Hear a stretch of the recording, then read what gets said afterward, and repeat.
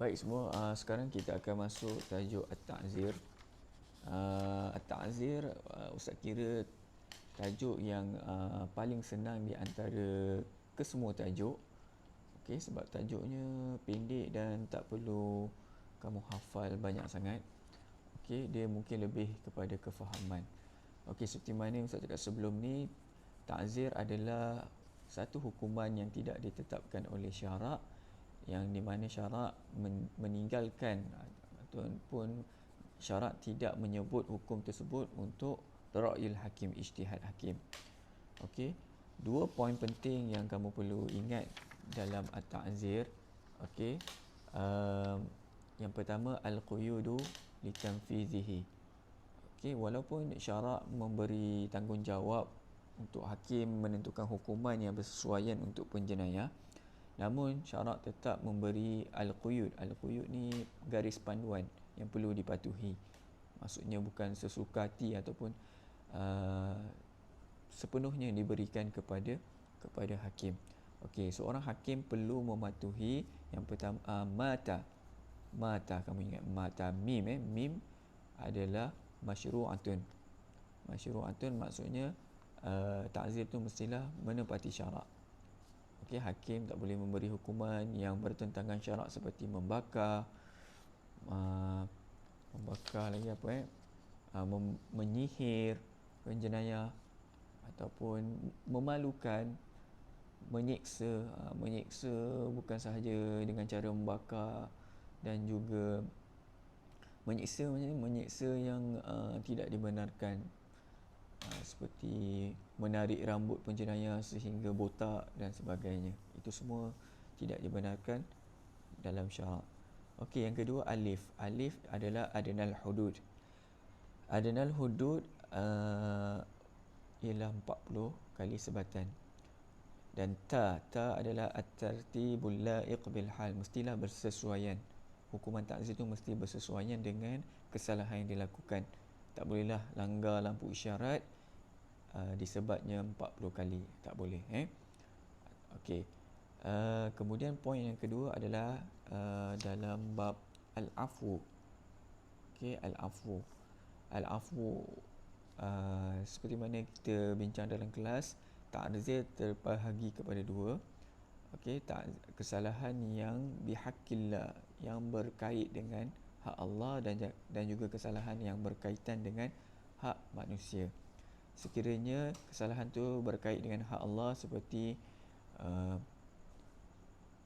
membuka puasa ketika bulan Ramadan di siang hari, okey, itu semua berkaitan dengan hak Allah, maka sekiranya hakim tu nak memaafkan kesalahan tersebut, dibenarkan.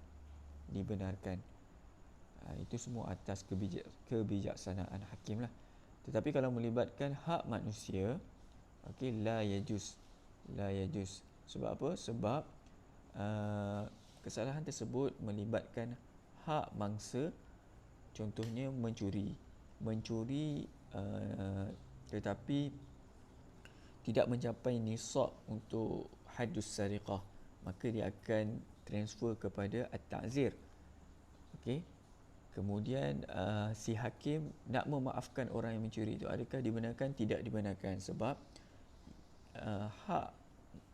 hak mangsa masih ada lagi dalam jenayah tersebut, iaitu duitnya telah dicuri. Maka orang yang mencuri tadi perlu memulangkan semula hak mangsa. Okey, illa an ya'fu sahibul haq. Tetapi kalau orang yang dicuri ataupun mangsa tadi memaafkan penjenayah tersebut, maka dibolehkan.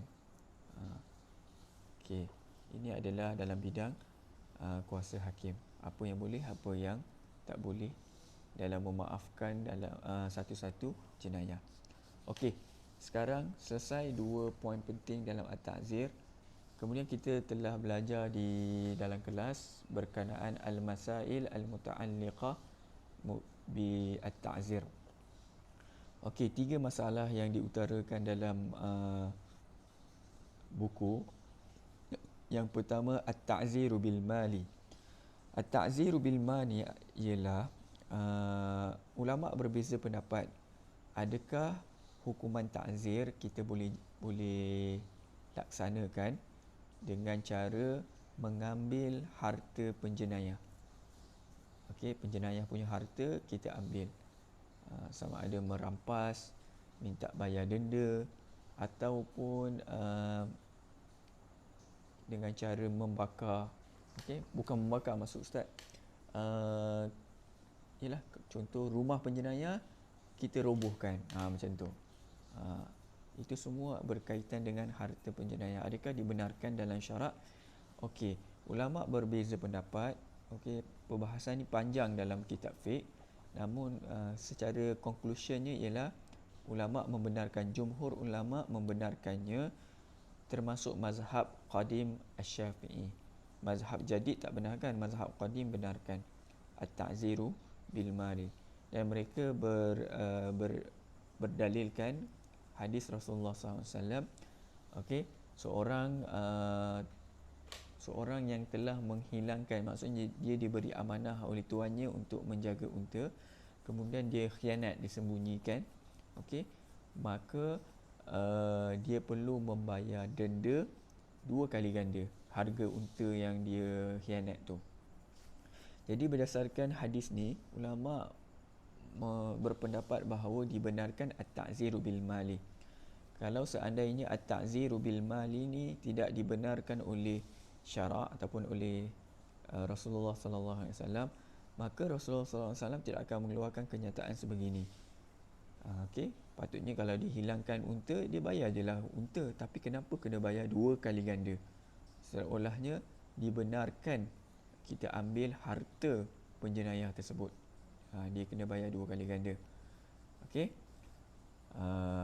Jadi dibenarkanlah kita mengambil ataupun kita melakukan at-ta'zir bil mal, kita ambil harta penjenayah. Okey, yang kedua, uqubatut ta'zir dalam jenis hudud. Okey, dalam ni disebutkan sebatan.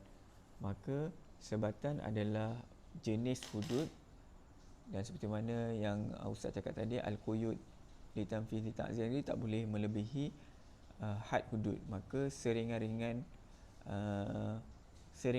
hukum hudud adalah seberat-berat hukum ta'zir, tidak boleh melebihi 40 sebatan. Okey. Kemudian yang ketiga, at-ta'ziru bil qatli. Okey, dalam al-quyud tadi tak boleh melebihi 40 sebatan, tetapi ada beberapa keadaan dibenarkan ta'zir dengan seberat-berat hukuman dalam hudud, iaitu al-qatlu, bunuh. Okey, dalam 3 keadaan dalam buku ni menyatakan jumhur ulama berfatwa dibolehkan hukuman bunuh, okey, untuk ta'zir dalam 3 keadaan. Yang pertama, qatlus sahir. Qatlus sahir itu pun dalam 3 syarat. Okey, sorry apa usah lalut ni. Okey, kita pergi ke qatlus sahir. Qatlus sahir, ulama berpendapat boleh dibunuh jenayah yang melibatkan sihir. Okey, dengan syarat sekiranya sihir tadi mensyirikkan atau mengkafirkan orang yang mengamalkannya, ataupun menyebabkan kematian seseorang. Sekiranya tidak melibatkan akidah ataupun tidak melibatkan nyawa, maka tidak bolehlah kita jalankan ta'ziru bil qatli. Okey, selesai. Yang kedua, pengintip, qatlul jasus. Jasus ni adalah pengintip. Maka ulama jumhur berpendapat dibolehkan bunuh jasus ni. Sebab apa? Sebab kamu lihat di sini, khatran 'ala daulah. Okey, membahaya kepada keamanan negara, wal amanu minal am, dan keamanan masyarakat setempat. So daripada ramai yang menjadi mangsa, lebih baik kita bunuh seorang ini yang boleh menyebabkan kucak kacir dalam masyarakat. Okey, yang terakhir adalah qatlu man saban Nabi sallallahu alaihi wasallam, siapa yang mencela Nabi sallallahu alaihi wasallam. Okey. Ada pelajar datang dengan ustaz, dia keliru dua pernyataan yang berbeza di bawah ni. Okey. Yang pertama, man saban Nabi sallallahu alaihi wasallam faqad irtadda. Siapa yang mencela Nabi maka dia telah murtad daripada Islam. Wa uqubatuhu al-qatlu. Dan hukumannya adalah bunuh. Okey, seperti mana kita pelajari hukum ar-riddah, siapa yang murtad maka hukuman dia adalah hudud ar-riddah, hukuman hudud untuk murtad. Tapi kita lihat kenyataan yang kedua, fayuqtalu sabun Nabi sallallahu alaihi wasallam kufran.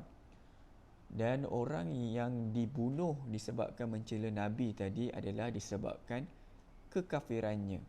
La haddan bukannya hudud. Li'annahu qad kharaja 'anil Islam. So macam mana ni? Yang mula-mula kata murtad, yang kedua murtad. So kita faham kalau murtad dia ada hudud dia. Tapi yang kedua ni dia kata yang mencela Nabi ni kita bunuh dia bukan sebab hudud murtad, tapi disebabkan hudud kafir. So kat sini ialah apa yang ustaz nak tekankan ialah siapa yang mencela Nabi sallallahu alaihi wasallam, okey, tidak kiralah sama ada dia adalah orang Islam. Kalau dia orang Islam maka dia telah murtad. Okey, tetapi kalau dia bukan orang Islam, dia nak murtad macam mana? Sebab murtad ni dia kena Islam dulu. Okey, kalau dia bukan orang Islam maka dia juga dikenakan hukuman bunuh, kufran. Okey, ini adalah hukuman yang meliputi orang Islam dan juga orang kafir, kafir zimmi. Maka seorang hakim berhak menjalankan hukuman ta'zir, okey, tanpa mengikut prosedur hudud murtad. Okey, hudud murtad kan dia ada, kita bagi dia peluang istitabah, kemudian kita bagi peluang tahzir, kemudian dia degil baru kita bunuh. Tetapi untuk mencela Nabi SAW ni, seorang hakim yajuzulahu, okey, dibenarkan untuknya untuk menjalankan hukuman tanpa memberi peluang. Terus pancung, terus bunuh, tak ada masalah, dibenarkan. Tetapi kalau seorang hakim itu masih lagi nak menjalankan, dia kata okey jangan terus bunuh, kita bagi peluang dulu, pun dibenarkan. Macam Ustaz cakap sebelum ni, takzir sepenuhnya kita boleh beri pada ijtihad hakim. So hakim ada dua pilihan, sama ada dia nak mengikut cara hudud ar-riddah boleh, ataupun dia nak terus bunuh pun boleh.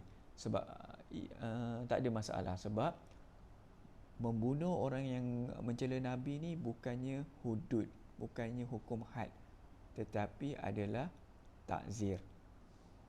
Okey, terpulang kepada kebijaksanaan hakim.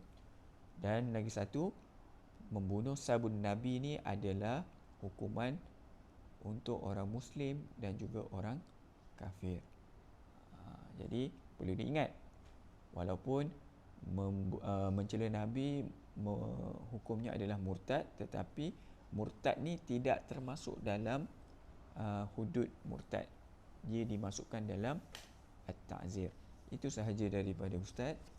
Kalau ada tak faham, kamu boleh tanya Ustaz.